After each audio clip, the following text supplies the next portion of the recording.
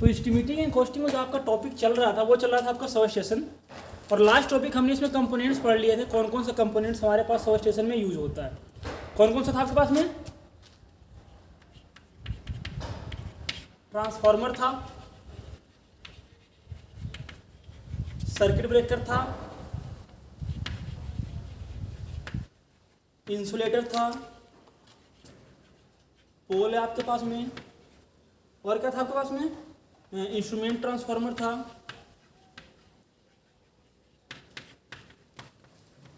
और क्या था? कैपेसिटर बैंक था।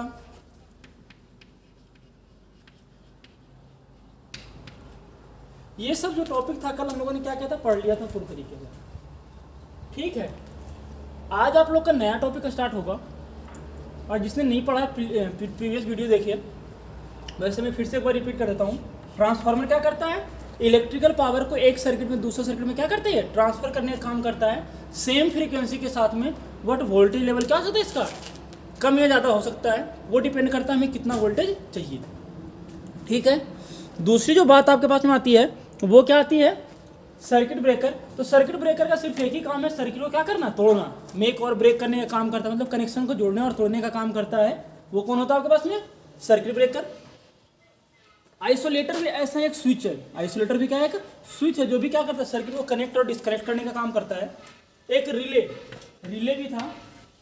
रिले क्या है? एक प्रोटेक्टिव डिवाइस है, या फिर हम ये बोल सकते हैं कि जो सर्किट ब्रेकर होता है उसका क्या होता है? ये ब्रेन होता है। ठीक है ना। पोल, आपको पता है पोल क्या काम आता है? सपोर्ट देने के लिए काम आता है। कंडक्टर, जिससे क्या होता है आपके पास में? करंट फ्लो होता है। तो ये सब जो टॉपिक था कल पिछली क्लास में लोगों ने क्या किया था? पढ़ लिया था। आज का जो आपका टॉपिक है वो है अर्थिंग। क्या है? अर्थिंग।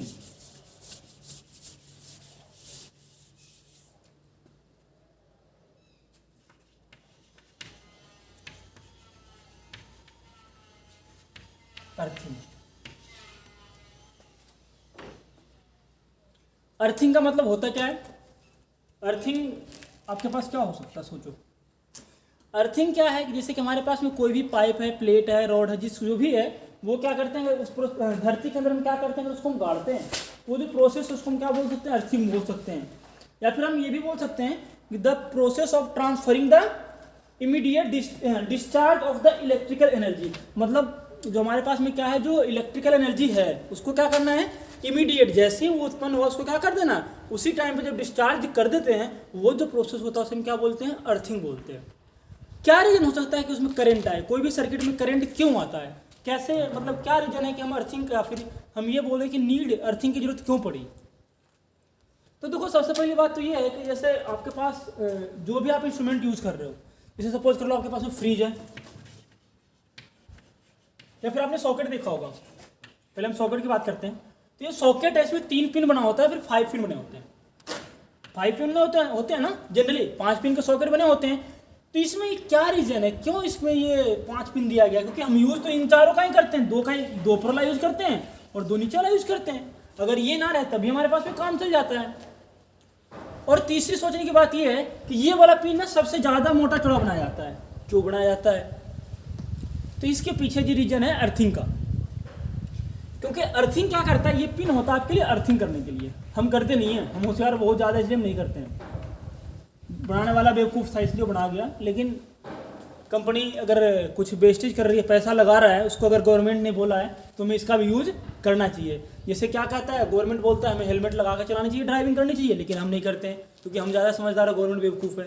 तो इसी प्रकार से हम अर्थिंग का यूज नहीं करते हैं। लेकिन ये बहुत ज़्यादा जरूरी है, किसके लिए? फॉर ह्यूमन लाइफ को। अगर ह्यूमन की लाइफ की बचानी है तो वहाँ पे के लिए आपको क्या चाहिए? अर्थिंग कंपलसरी चीज़ है। अगर आपने अर्थिंग कर रखा है तो आपके आदमी जो काम कर रहा है उस सिस्टम पे, जैसे आपको प्रेस चला रहा है, चाहे आपने फ्रिज में देखा हो कभी करंट आ रहा है, कभी आपके पास में वॉशिंग मशीन में करंट आ जाता है, तो अगर आपने अर्थिंग कर रखा है तब तो आदमी क्या होगा, वो जिंदा बचेगा। वो क्या होगा? डेड बॉडी नहीं होगा। और जो आपने अगर उसको क्या अर्थिंग नहीं कर रखा है तो एट ए टाइम उसका काम, क्रियाकलाप पूरा हो सकता है। तो ये फायदे हैं अर्थिंग का। जैसे कि हेलमेट का फायदा होता है, अगर जैसे हम कुछ भी एक्सीडेंट वगैरह होता है तो बचाता है ना, सिमिलरली काम इसका भी है।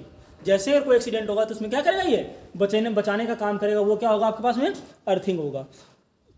और भी चीज़ें हैं, सप्लाई को मेंटेन करने का काम करता है, कंटिन्यूस सप्लाई आपको भेजता है सिस्टम को। तो ये सब चीज़ें क्या है, अर्थिंग के फायदे हैं, ठीक है। लेकिन हम होशियार हैं, हम करते नहीं, हम चाहते हैं कि वैसे ही काम चला लें।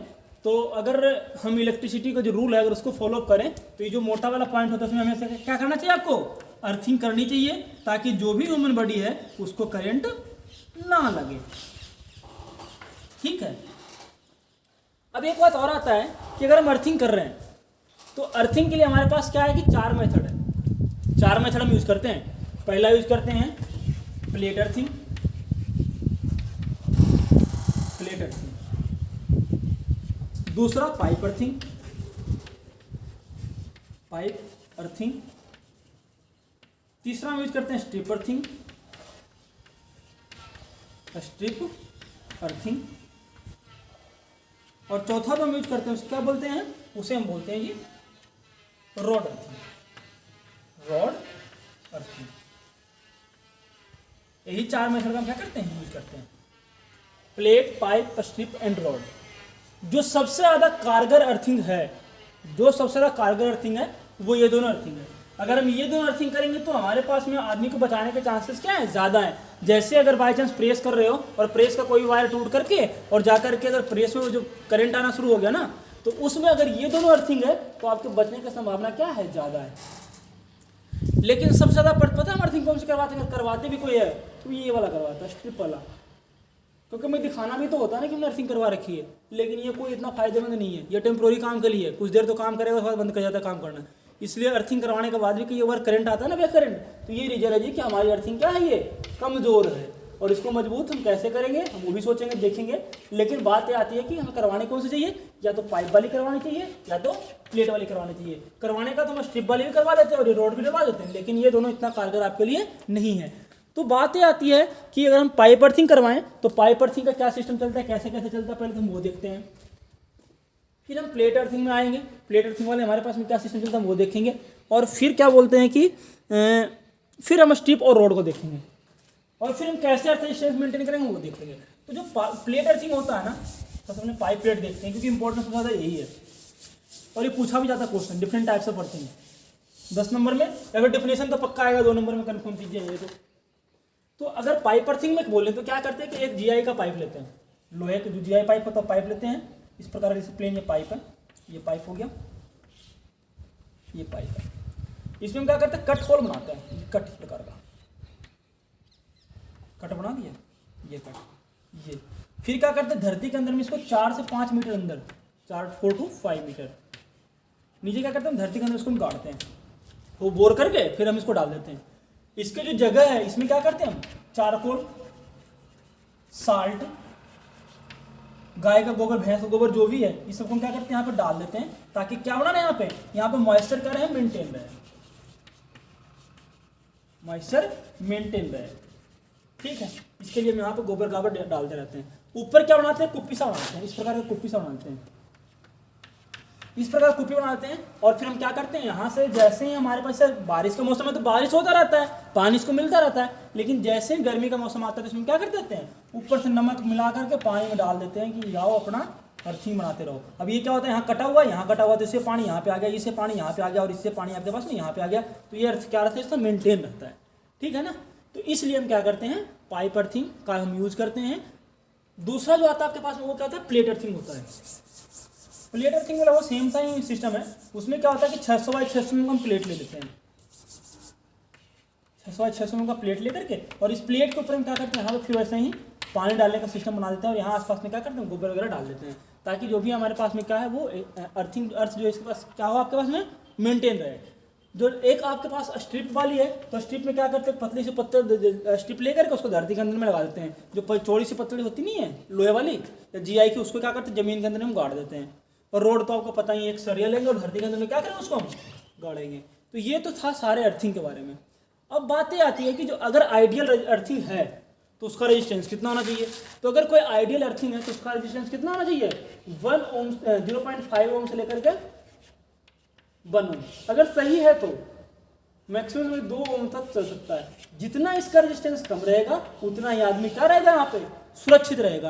क्योंकि एक बात हमेशा ध्यान रखिएगा, करंट है वो कहाँ से फ्लो होगा, जहाँ पे कि उसको रास्ता आसान मिलेगा। और करंट को आसान रास्ता कहाँ मिलेगा? जहाँ पे प्रतिरोध कम होगा, तो वहाँ से करंट क्या कर जाएगा? आपका फ्लो कर जाएगा। और यही रीजन होता है कि आदमी को अगर अर्थिंग करवा रखा है तो क्या होता है? बच जाता है, क्योंकि जो ह्यूमन बॉडी है ना, ह्यूमन बॉडी का जो रेजिस्टेंस वो 10,000 ओम है ड्राई का, वेट का, मतलब जो सूखा शरीर है तो, और वेट का गीला शरीर का 10,000 बना रखा है, और वैसे इसका 50,000 ओम है ड्राई वाले का।